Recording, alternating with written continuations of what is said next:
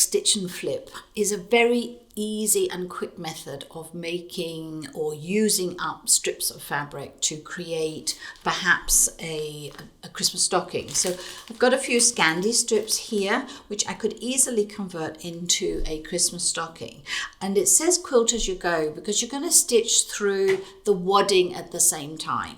For a Christmas stocking, you're going to just go through the wadding. That's it. You're not going to have a lining to it, the lining you'd put in separately. And this and June Taylor Company have produced some pre-printed wadding, which makes life really easy for you, particularly if you're a beginner and it's your first time. So Christmas stockings are a great way of using up strips of fabric. And she's also got Quilt As You Go placemats. Same sort of technique, and you're just going to go through the wadding. She has pre-drawn everything, so it really is cut your fabric, place them into place, and sew by numbers. So really, again, super easy. But sometimes it's nice to go through onto the back of the placemat. And I've got a couple here that I've made, and I just wanted to show you some of the things to think about, because it may be that some of the look on the back of your placemat may not appeal to you.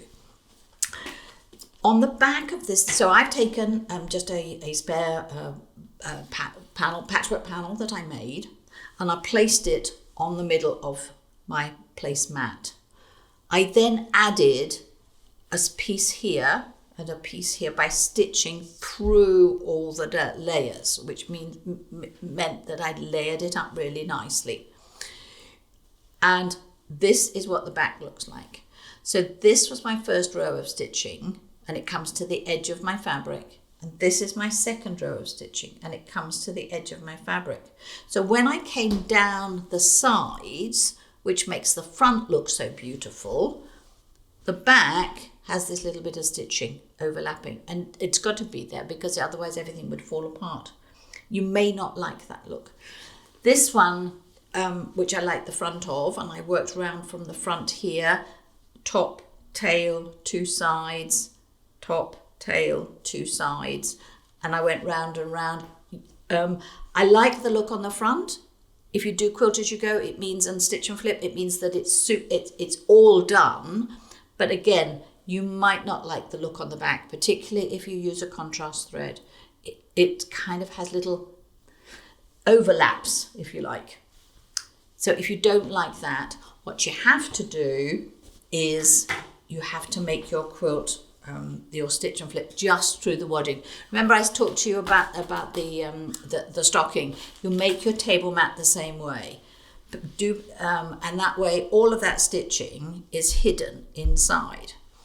As it happens, when I made this, I realized that once I'd done the middle few bits, all of these came to the edge of my table mat because I'd drawn a line here and I knew where I was heading for. So then I could have added the backing.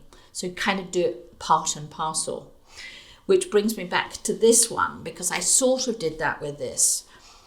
I did top and tail, two sides, added this, and then added this. But I went back and quilted this afterwards. So if you look at the back, you can see that I've gone inside and it starts and stops just like a nice bit of quilting would. I paid attention to the thread that's at the back. I've made sure that I haven't got a nasty bird's nest on the back. So I've pulled all the threads through to the front. So the back looks nice and neat. And just a quick note about the border, the binding that I like to use.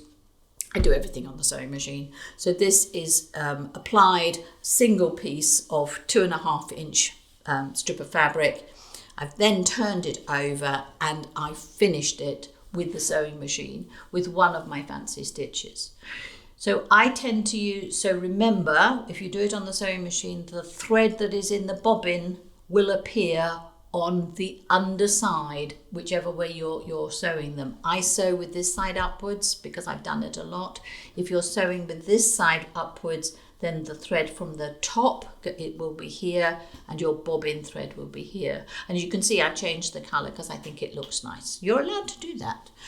And you can, in the bobbin, you can get away with a much wider range of fabric thicknesses, thread thicknesses than you can often through from the top and through your needle. So that may be a way of you adding a bit of texture to the underside or the other side of your placemat. But I hope that's given you a little bit of inspiration for your Christmas table dressing.